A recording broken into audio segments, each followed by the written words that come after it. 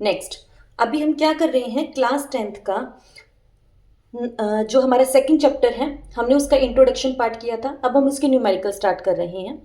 First numerical क्या कहता है, if 10 of the quadratic polynomial, हमें क्वाड्रेटिक पॉलिनोमियल दे रखी है, इज 2, देन वैल्यू ऑफ के इज, क्या कहता है हमारे पास, सबसे पहले ये समझो जीरोज ऑफ पॉलिनोमियल।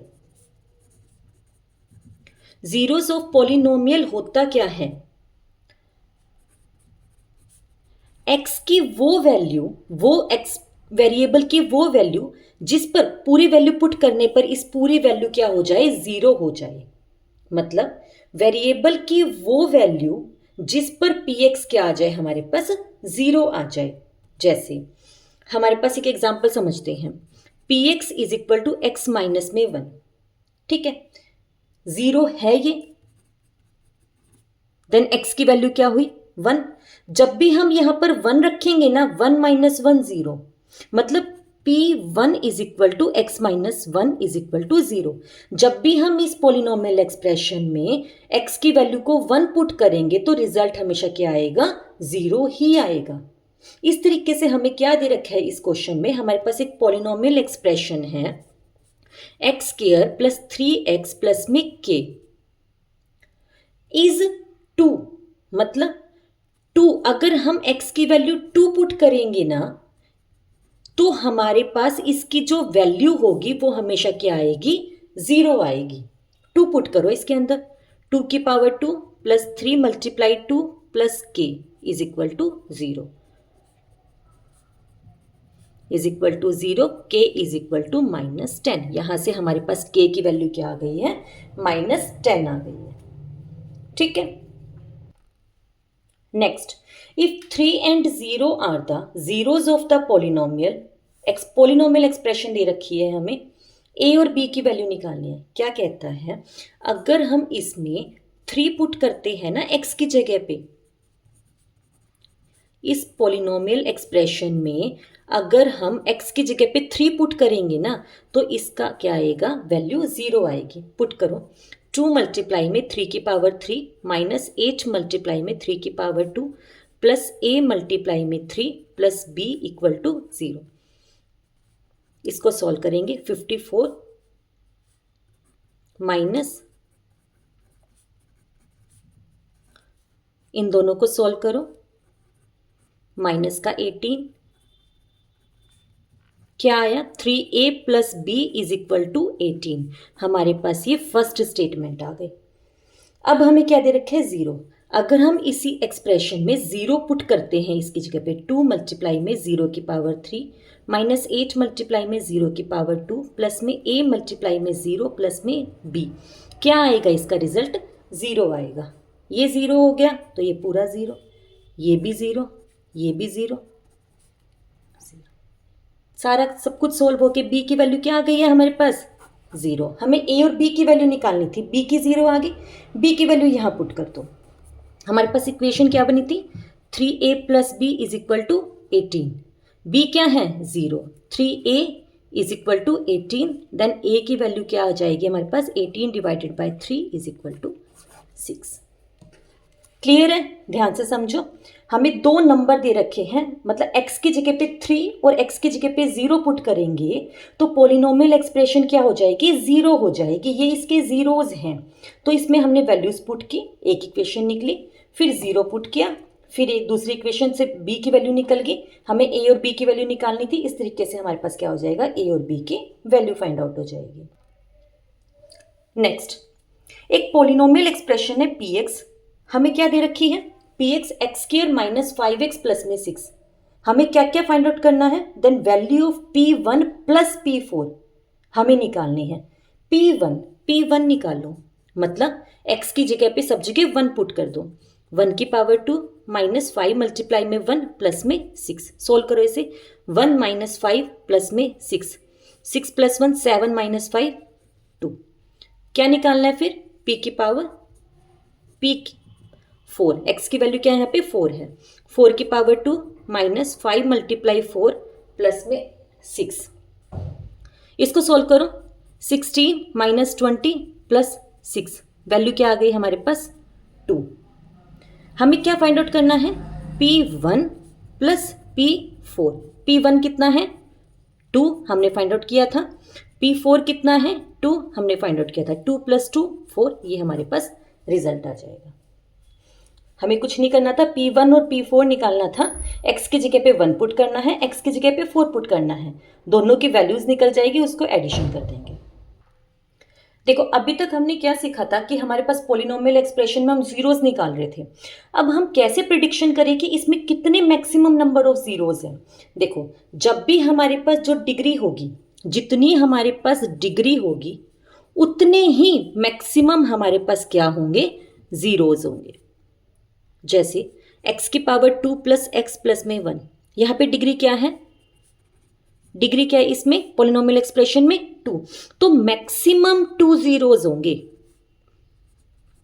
ये ध्यान रखना, मैं मैक्सिमम बोल रही हूं। मैक्सिमम 2 मतलब 2 भी हो सकते हैं, 1 भी हो सकता है और 0 भी हो सकता है। क्लियर है? ऐसे ही अगर हमारे पास एक्सप्रेशन ये हो, डिग्री क्या है? 3, तो मैक्सिमम कितने जीरोस हो सकते हैं? 3 जीरोस हो सकते हैं मैक्सिमम। मतलब 3 भी हो सकते हैं, 2 भी हो सकते हैं, 1 भी हो सकते हैं और 0 भी हो सकते हैं। एक क्वेश्चन समझते हैं। How many zeros are possible in quadratic polynomial? Quadratic polynomial हमने समझा था पॉलिनोमियल का ये डिग्री के हिसाब से क्वाड्रेटिक है। क्वाड्रेटिक में हमारे पास इसकी डिग्री कितनी होती है? 2 होती है, 2 डिग्री होती है। 2 डिग्री होगी तो इसमें मैक्सिमम कितने जीरोस हो सकते हैं? मैक्सिमम 2 जीरोस हो सकते हैं। 2 भी हो सकते हैं, 1 भी हो सकते हैं, 0। ये 1 मार्क्स में क्वेश्चन आते हैं। अब नेक्स्ट देखो, हमने number of zeros of polynomials by graph. अब हम पॉलिनोमियल एक्सप्रेशन को ग्राफ पे रिप्रेजेंट कर रहे हैं और ग्राफ से देखना है कि हमारे क्या है, कितने हमारे पास जीरोस हैं। अब इसमें जीरोस कौन से होते हैं? पॉलिनोमियल का जो ग्राफ होगा, जितनी बार वो एक्स एक्सिस पे टच करेगा, जितनी भी बार वो एक्स एक्सिस पे टच करेगा उतने ही नंबर ऑफ जीरोस होंगे। ये वाली बात को ध्यान रखना। क्या कहता है? हमारे पास पॉलिनोमियल का जो ग्राफ होगा वो जितनी भी बार एक्स एक्सिस पे टच करेगा उसके उतने ही जीरोस होंगे। हम एग्जांपल्स देखते हैं। ये हमारा फर्स्ट एग्जांपल है। ये हमारे पास एक्स एक्सिस है, ये हमारे पास वाई एक्सिस है। एक हमने एक पॉलिनोमियल एक्सप्रेशन करी, वो एक्स एक्सिस को टच कर रहा है, वाई को नहीं। हमें वाई से कोई मतलब नहीं है, एक्स एक्सिस को टच कर रहा है तो इसमें एक जीरो होगी। ये देखो ये सेकंड है, इसमें कितनी जीरो हुई? 1। इसमें देखो एक्स एक्सिस को टच ही नहीं कर रहा, ये है हमारी एक्स एक्सिस, टच नहीं कर रहा, तो इसमें कितने होंगे? 0 होंगे जीरोस। ठीक है, कोई भी 0 नहीं होगा। नेक्स्ट एक्स एक्सिस पे कितनी बार टच कर रहा है? 1 2 3 4, तो इसमें कितने होंगे? 4 जीरोस।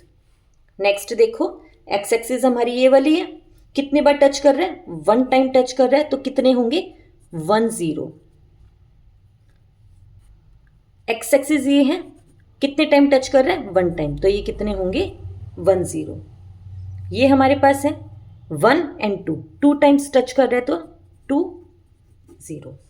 क्लियर है? हमें सिर्फ एक ही फंडा ध्यान रखना है, जितनी भी बार हमारी पॉलिनोमियल एक्सप्रेशन एक्स एक्सिस को टच करती है, जितनी भी बार, उतने ही हमारे पास क्या होंगे? नंबर ऑफ जीरोस होंगे। क्लियर है ये कंसेप्ट?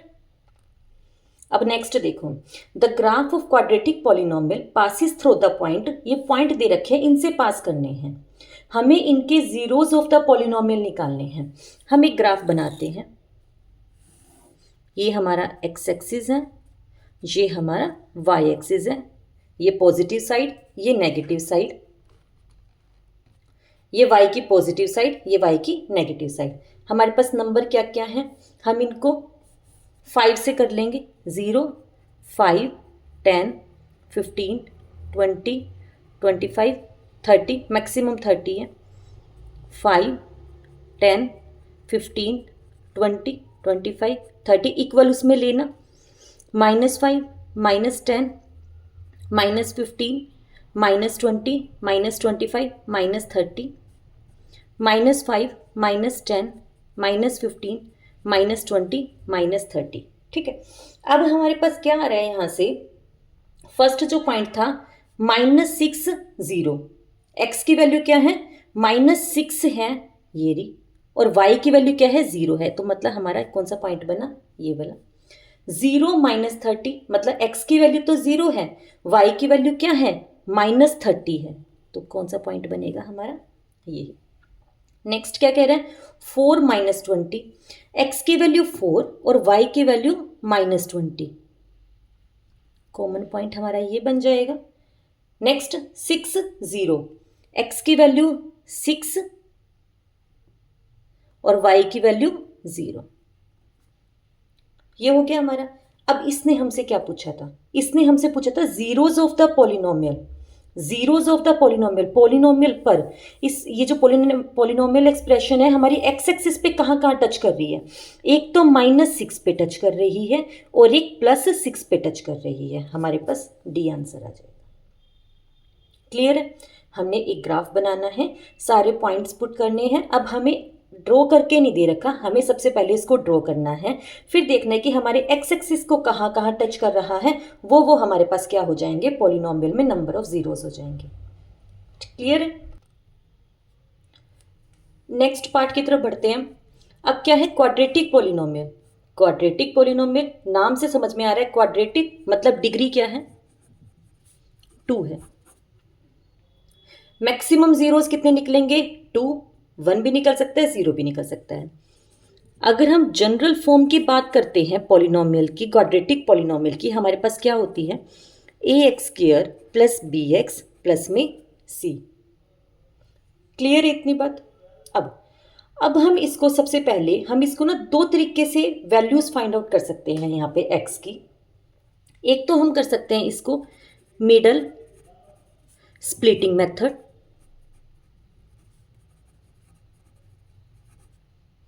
दूसरा हम निकाल सकते हैं डिस्क्रिमिनेंट मेथड,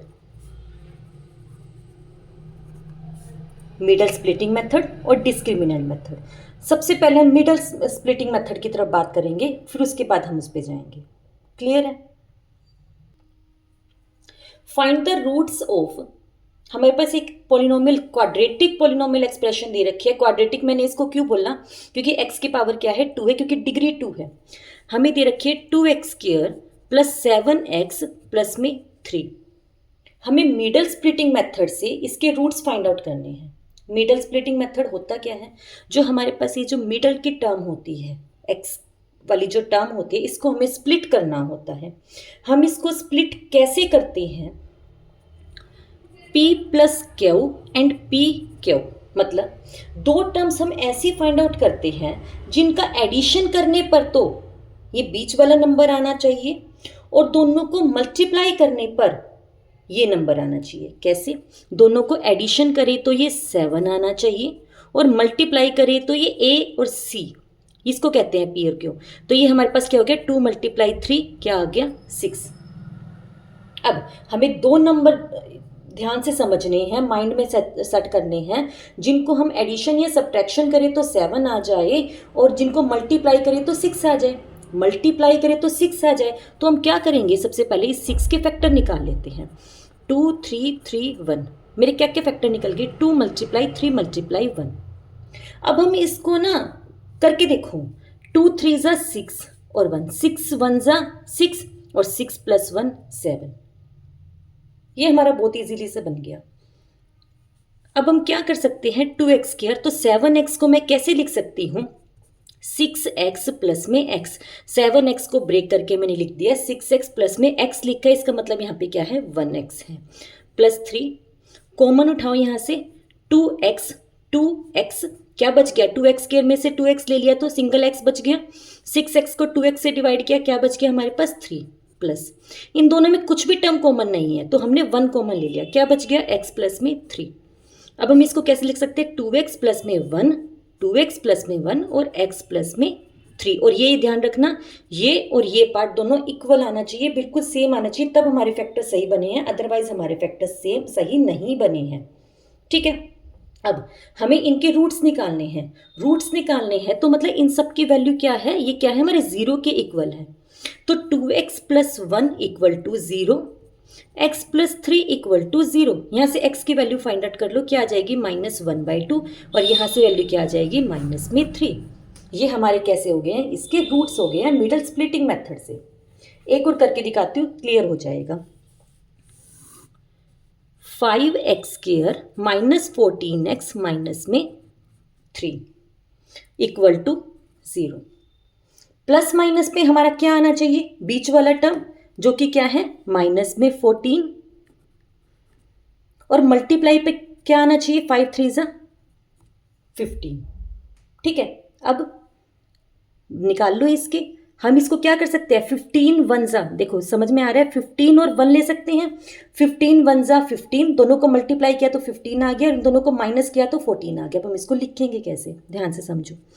5x², मुझे -14 चाहिए, मेरे पास नंबर क्या है 15 और 1। अगर मैं इनको प्लस में लिख दूंगी तो ये तो 16 बन गया, मुझे इनको माइनस में लिखना है, तो हम इसको कैसे लिखेंगे, -15x प्लस में x। ये क्या कर दिया मैंने, यहाँ पे प्लस क्यों लगा दिया, क्योंकि मुझे यहाँ पे माइनस चाहिए। माइनस प्लस हमेशा क्या होता है, माइनस होता है, ध्यान रखना। अपोजिट सिंबल हमेशा कहते हैं, माइनस प्लस हमेशा माइनस होता है, प्लस प्लस प्लस होता है, प्लस माइनस भी माइनस होता है, और माइनस माइनस भी प्लस होता है। ठीक है, अब यहां से मैंने क्या किया, -3 तो एज इट इज था 0, 5x कॉमन लिया, क्या बच गया, x माइनस में 3। इनमें कुछ भी कॉमन नहीं है, 1 ले लेंगे, x माइनस में 3 is equal to 0। 5x plus 1 हमारा एक फैक्टर बन गया, x माइनस 3 हमारा दूसरा फैक्टर बन गया। दोनों को 0 के इक्वल पुट करो और अपने x की वैल्यू को फाइंड आउट कर लो। यहाँ से x की वैल्यू आ जाएगी -1/5, और यहाँ से x की वैल्यू क्या आ जाएगी, हमारे पास 3 आ जाएगी। कुछ और क्वेश्चंस करते हैं हम मिडल स्प्लिटिंग मेथड के। देखो, एक रेक्टेंगुलर फील्ड है, उसका एरिया किसको रिप्रेजेंट कर रहा है, इस पोलिनोमियल एक्सप्रेशन को रिप्रेजेंट कर रहा है। Which of the following could be it's possible dimensions. Length और ब्रेथ निकालनी है, वो लेंथ और ब्रेथ क्या हो सकती है हमें फाइंड आउट करना है। हम इसके फैक्टर्स निकालते हैं, x² प्लस 7x प्लस में 10। दो नंबर्स जिनको हम मल्टीप्लाई करें तो हमारे पास क्या आना चाहिए, 10, और प्लस माइनस करें तो क्या आना चाहिए, 7। ठीक है, मल्टीप्लाई तो क्या आना चाहिए, 10, प्लस माइनस करें तो 7। दिखने से ही समझ में आ रहा है, 10 को ब्रेक करो, 5 और 2 आ जाएगा। 10 के फैक्टर भी निकाल सकते हो, 2 5 ज़ा 5 1 ज़ा 2 और 5 आ गया, 5 प्लस 2 7, 5 2 ज़ा 10। तो x² plus 2x plus 5x plus में 10, 7 को हमने स्प्लिट कर दिया 2 प्लस 5 में, x दोनों में कॉमन आ जाएगा, x प्लस 2, दोनों में यहाँ पे 5 कॉमन आ जाएगा, x प्लस 2, ये दोनों सेम आ रहे हैं, इट मीन्स हम सही बना रहे हैं। x प्लस में 5 और x प्लस में 2, क्या ये फैक्टर्स कहीं हैं, जैसे ये हमारे ए पार्ट में है, ए क्या हो जाएगा, इसका रिजल्ट हो जाएगा। इस तरीके से आज हमने इसका मिडल टर्म स्प्लिटिंग मेथड निकालना सीखा। Thank you so much.